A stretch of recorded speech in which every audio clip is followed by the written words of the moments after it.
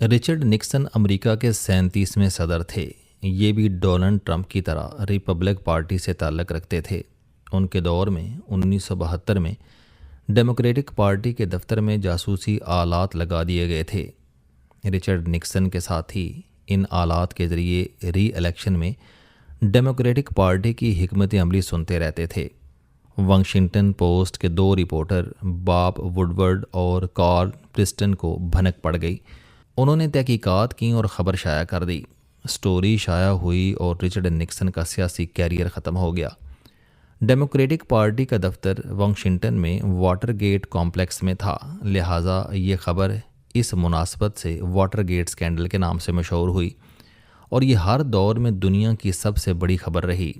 Richard Nixon عیسائی تھا، لیکن وہ مذہب پر زیادہ یقین نہیں کرتا تھا، چرچ بھی نہیں جاتا تھا اور پادریوں کو بھی ناپسند کرتا تھا۔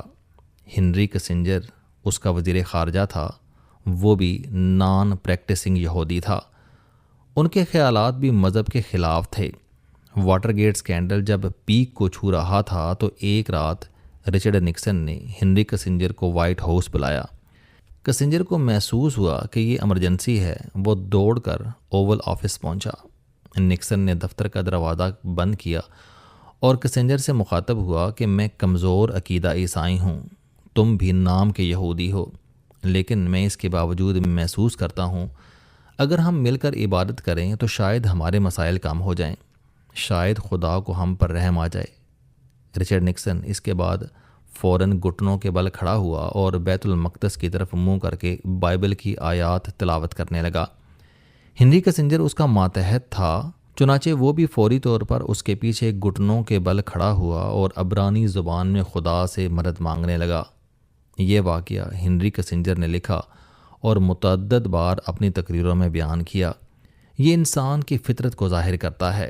ہم انسان بنیادی طور پر کمزور واقع ہوئے ہیں۔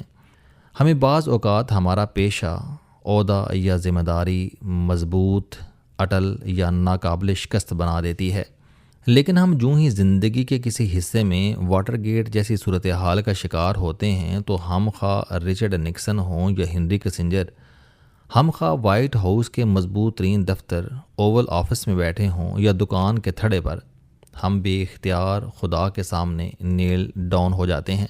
اور اس معاملے میں امریکی صدر سے لے کر حاجی عبداللہ تک سب برابر ہیں۔ تاریخ بتاتی ہے کہ سکندر اعظم بھی دیوتاؤں کے نمائندے ساتھ لے کر جنگوں پر روانہ ہوتا تھا۔ دارا کا بھی اپنا پیر تھا۔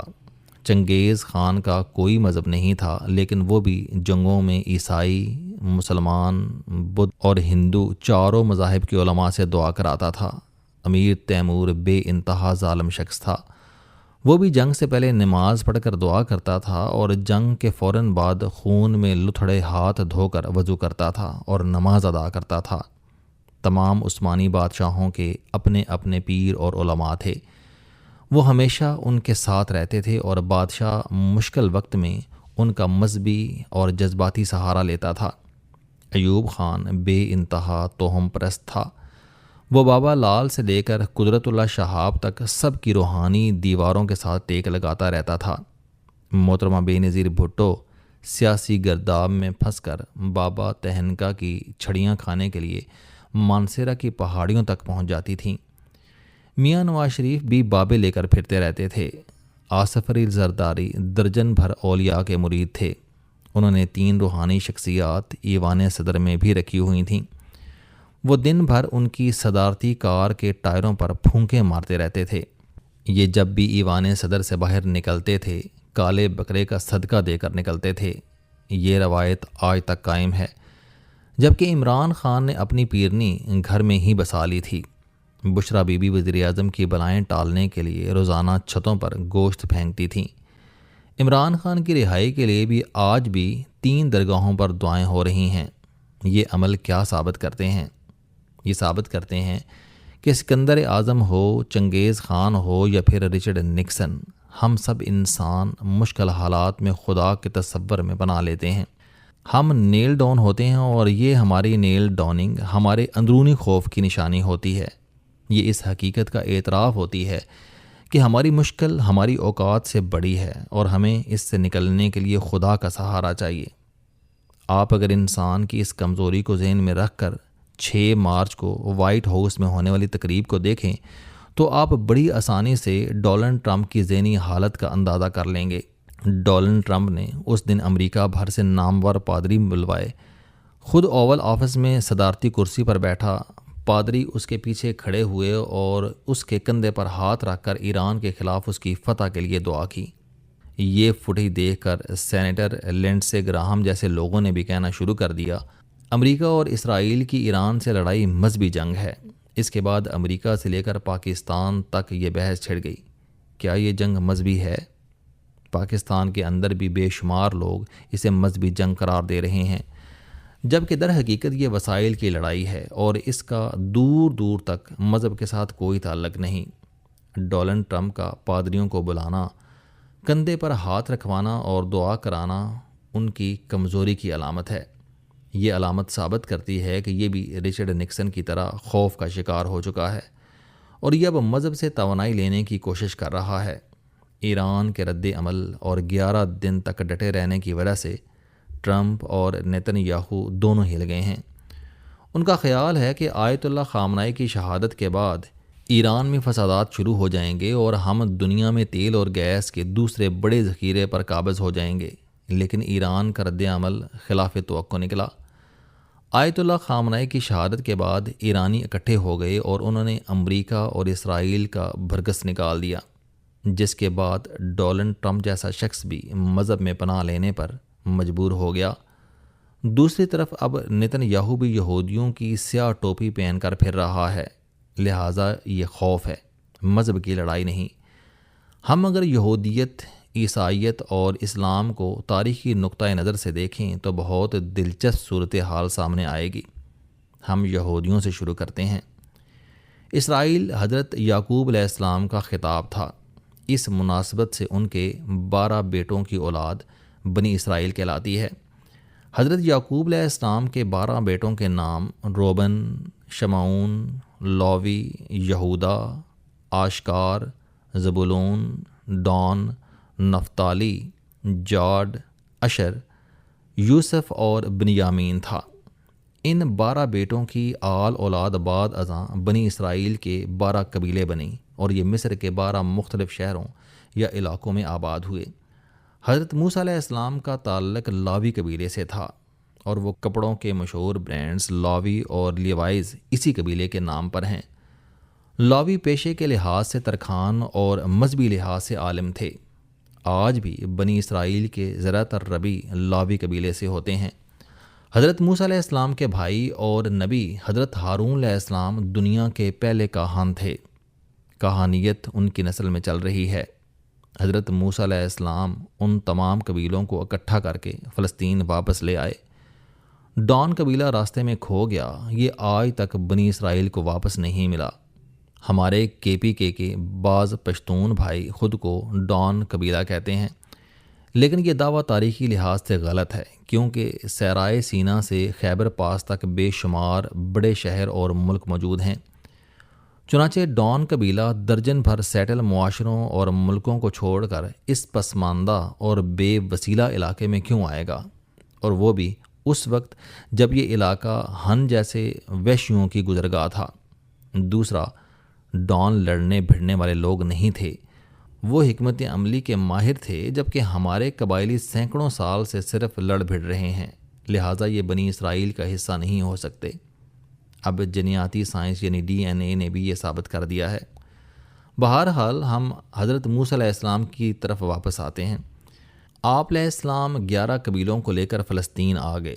اردن کی پہاڑی کوہ نیبیو پر پہنچ کر آپ کا سفر ختم ہو گیا اور آپ وصال فرما گئے۔ آپ علیہ السلام کے بعد حضرت یوشع بن نوح نے بنی اسرائیل کی قیادت کی۔ جریکو میں لڑائی ہوئی، اللہ نے بنی اسرائیل کو فتح یاب کیا اور یوں انہیں وہ سرزمین واپس مل گئی جس کا اللہ نے ان سے وعدہ کیا تھا۔ فلسطین واپس ملنے کے بعد 11 میں سے 10 قبیلے اکٹھے ہو گئے اور انہوں نے 11ویں قبیلے بنی یہودا کو یروشلم سے نکال دیا۔ یہ لوگ دریائے اردن کے مغربی کنارے، جسے ویسٹ بینک کہا جاتا ہے، پر آباد ہو گئے۔ یہ بہت مسکین اور نادار لوگ تھے۔ یہ بھیڑ بکریاں چراتے تھے اور یروشلم کی دوسری اقوام کے گھروں اور کھیتوں میں کام کرتے تھے۔ ان پر پابندی تھی، یہ لوگ صرف دن کے وقت شہر آ سکتے تھے، انہیں شہر میں رات بسر کرنے کی اجازت نہیں تھی۔ چنانچہ یہ دن بھر محنت مزدوری کے بعد مغربی کنارے پر واپس چلے جاتے تھے۔ یہ لوگ حضرت یعقوب علیہ السلام کے چوتھے بیٹے یہودا کی اولاد تھے۔ یہودا انگریزی میں جودا لکھا اور بولا جاتا ہے۔ بائبل کی روایات کے مطابق حضرت یوسف علیہ السلام کے بھائیوں نے انہیں قتل کرنے کا فیصلہ کیا تو بڑے بھائی روبن نے انہیں قتل سے بچایا۔ ان کا کہنا تھا کہ یوسف ہمارا بھائی ہے، اس کا خون ہمارے ہاتھوں پر نہیں آنا چاہیے۔ جس کے بعد شمعون اور لاوی نے انہیں جنگل میں خشک کنویں میں پھینکنے کا مشورہ دیا۔ ان کا کہنا تھا کہ یہ وہیں بھوکے پیاسے مر جائیں گے یا پھر انہیں جنگلی جانور کھا جائیں گے، جبکہ یہودا نے تجویز دی کہ ہم انہیں مدائن کے تاجروں کو بیچ دیتے ہیں۔ مدائن شہر حضرت صالح علیہ السلام کی قوم نے آباد کیا تھا۔ یہ قوم آج کے سعودی عرب سے لے کر عمان کے شہر سلالہ تک پھیلی ہوئی ہے۔ مدائن میں غلاموں کی سب سے بڑی منڈی لگتی تھی۔ تاجر غلام خریدتے تھے اور انہیں مختلف علاقوں میں لے جاتے تھے۔ مصر اور آج کا عراق اس زمانے کی دو بڑی سویلائزیشن تھیں۔ تاجر ان دونوں ملکوں کے درمیان پھرتے رہتے تھے۔ حضرت یوسف علیہ السلام کا کنواں اس شاہراہ پر پڑتا تھا۔ بائبل کی بک آف جینیسس کے مطابق یہودا نے بھائیوں کو مشورہ دیا کہ ہمیں گھاٹے کا سودا کرنے کی کیا ضرورت ہے، ہم اسے مدائن کے تاجروں کے ہاتھ بیچ دیتے ہیں۔ اس زمانے میں خوبصورت نوجوان غلام کی قیمت چاندی کے 20 سکے ہوتی تھی۔ یہودا کا کہنا تھا کہ ہمیں اس کے 20 شیلنگ یعنی چاندی کے سکے مل جائیں گے اور یوں اس سے جان بھی چھوٹ جائے گی اور منافع بھی ہو جائے گا۔ بھائیوں نے اس سے اتفاق نہیں کیا اور حضرت یوسف علیہ السلام کو کنویں میں پھینک دیا۔ یہ لوگ ذرا سے دور گئے تو سامنے سے مدائنی تاجروں کا قافلہ آ رہا تھا۔ وہ لوگ غلام لے کر مصر جا رہے تھے۔ یہودا نے بھائیوں کو دوبارہ قائل کیا اور وہ اس مرتبہ ان کی باتوں میں آ گئے۔ یہ لوگ کنویں پر واپس آئے، حضرت یوسف علیہ السلام کو نکالا اور انہیں 22 شیلنگ میں مدائنی تاجروں کے ہاتھوں میں بیچ دیا۔ یہ بائبل کا ورژن ہے۔ قرآن مجید کے مطابق حضرت یوسف علیہ السلام کو تاجروں نے کنویں سے نکالا تھا۔ اس کے بعد کی کہانی آپ جانتے ہیں۔ یہودا کی نسل آگے چل کر یہودی کہلائی۔ یہ لوگ آج بھی فطرتاً ظالم اور تاجر پیشہ ہیں۔ یہ اچھی قیمت ملنے پر حضرت یوسف علیہ السلام جیسے بھائی بھی بیچ دیتے ہیں۔